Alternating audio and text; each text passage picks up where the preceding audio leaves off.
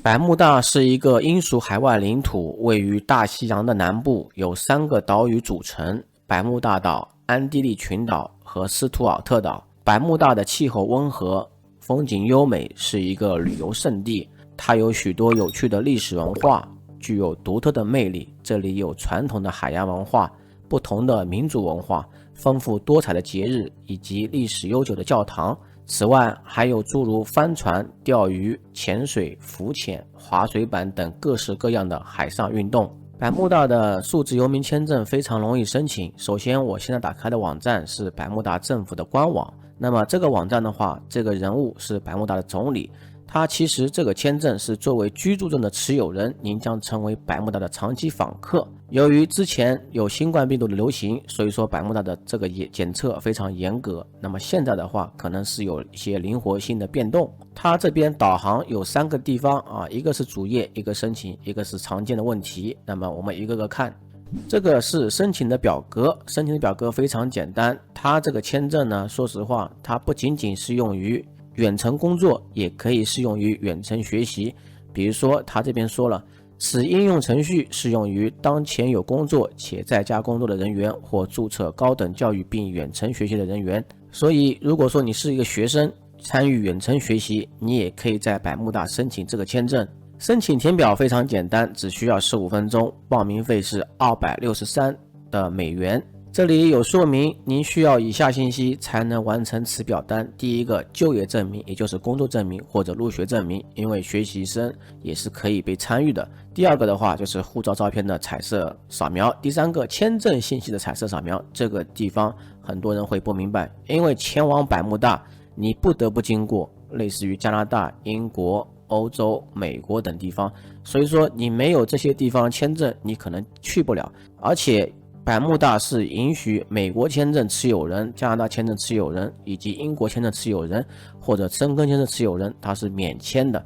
所以说你如果去不了那个地方，那很麻烦。那么所以说必须的话，你提前需要有这些签证。第四个是所有支持文件也应该使用英语，所以说你的工作证明需要英语。这里没有显示要求你最低收入是多少美金，那么所以说它没有收入要求。下面的信息都是一些基本信息，然后雇主或学校信息，然后旅行信息，然后最主要还有一个地方是您返回原籍国的权利是否受到限制，这一条最好显示没有限制，这样最好，否则的话就不太友好了。例如这里有签证信息，那么它这边显示的是法律的居民无需签证即可进入百慕大。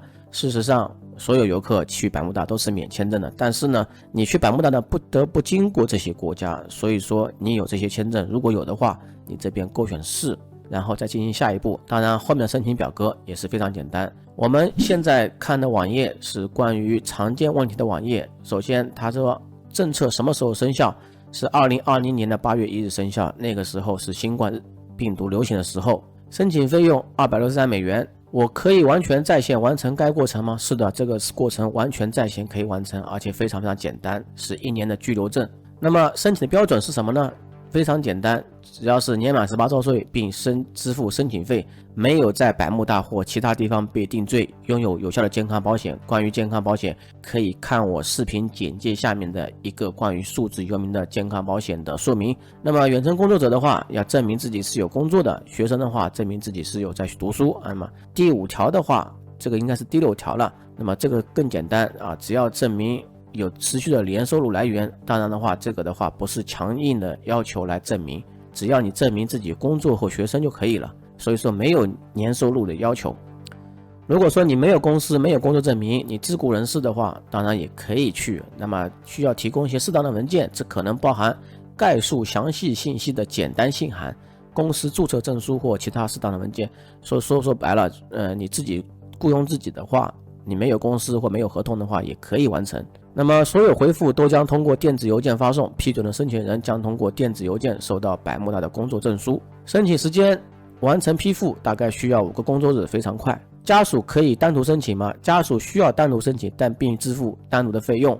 这里很重要一条，证书持有人的孩子可以就读当地学校吗？是的，他们可以就读百慕大的公立或私立学校，当然公立学校应该是免费的。关于购买汽车的问题是这样子的，百慕大的话法律允许每户只拥有1辆汽车，那么你呢在上面的话需要参加驾驶考试。租车问题的话，上面是有微型汽车的，但是微型汽车的话比较小，还有滑板车的话，这里一个翻译不是很准确，其实是一种摩托车的一种类型，叫踏板车。那么如果成功的话，我是以游客还是居民的身份登陆百慕大呢？如果说你申请成功了，那你将以居民身份登陆啊。居民身份的话，相当于跟当地居民的话或者公民的话差不多待遇的，除了没有选举权，基本上都是有待遇的。这里后面还有说明，任何尚未申请或尚未获得批准的人都需要以访客身份登陆。所以说呢，你申请这个的话，你相当于获得了1年居民身份。